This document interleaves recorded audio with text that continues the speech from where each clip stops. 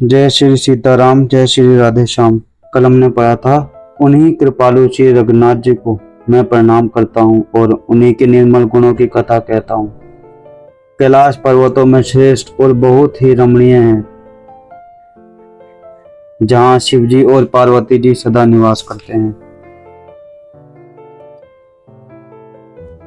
सिद्ध तपस्वी योगी गण, देवता, किन्नर और मुनियों के समूह पर्वत पर रहते हैं। वे सब बड़े पुण्यात्मा हैं और आनंद कंद श्री महादेव जी की सेवा करते हैं, जो भगवान विष्णु और महादेव जी से विमुख है और जिनकी धर्म में प्रीति नहीं है, वे लोग स्वप्न में भी वहां नहीं जा सकते। उस पर्वत पर एक विशाल बरगद का पेड़ है, जो नित्य नवीन और सब काल 6 ऋतुओं में सुंदर रहता है।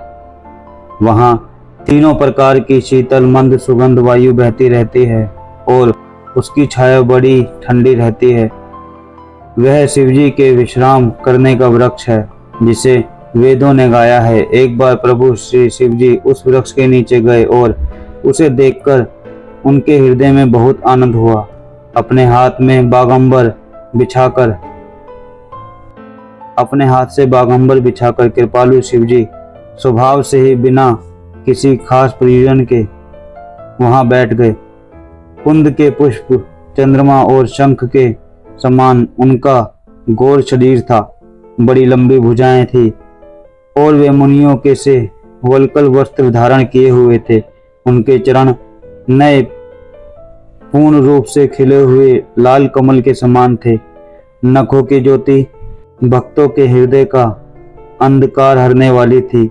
सांप और भस्म की उनके भूषण थे और उन त्रिपुरासुर के शत्रु शिवजी का मुख शरद पूर्णिमा की चंद्रमा की शोभा को भी हरने वाला, मतलब फीकी करने वाला था।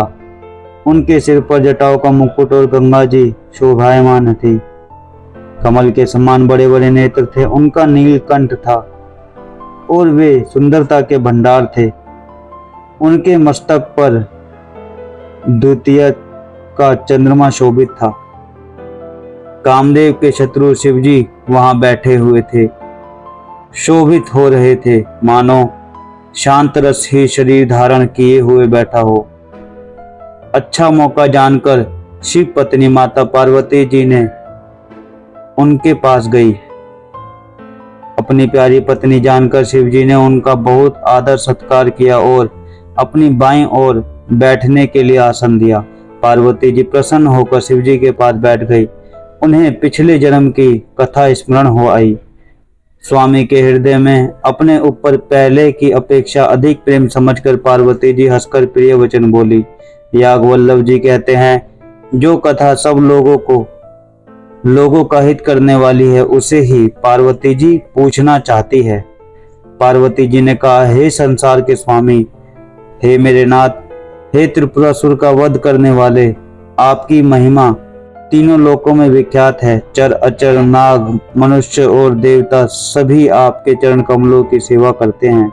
हे प्रभु, आप समर्थ, सर्वज्ञ और कल्याण स्वरूप हैं। सब कलाओं और गुणों के निधान हैं और योग, ज्ञान तथा वैराग्य के भंडार हैं। आपका नाम शरणागतों के लिए कल्प वृक्ष है। हे सुख की राशि, यदि आप मुझ पर प्रसन्न हैं और सचमुच मुझे अपनी दासी या अपनी सच्ची दासी जानते हैं, तो हे प्रभु, आप श्री रघुनाथ जी की नाना प्रकार की कथा कहकर मेरा अज्ञान दूर कीजिए। यहाँ पार्वती जी जानती तो सब कुछ है, क्योंकि वो जगत जननी, पूरे जगत की माता है, सब कुछ जानती है, मगर वो शिवजी के मुख से सुनना चाहते हैं कि शिवजी उनको श्री रघुनाथ जी की कथाएं सुनाएं, जिसे सुनने से और कहने से आगे सब लोगों का भला है, क्योंकि शिवजी के मुख से निकली है वो। तो इसलिए माता जी उसको सुनना चाहते हैं कि आप मेरे को श्री रघुनाथ जी की, नारायण जी की, मतलब राम जी की कथाएं सुनाएं ज्यादा से ज्यादा। माता सुनेंगी तो वो जो ध्यान में रहते हैं हमारे साधु समाज के लोग, उनको भी वो सुनाई देगी, तो वो लिखेंगे आगे, हमारा तुम्हारा भला होगा। इसलिए उन्होंने ये चीज शिवजी से जाननी चाहिए थी। आगे कल पढ़ेंगे। जय श्री सीताराम, जय श्री राधे श्याम।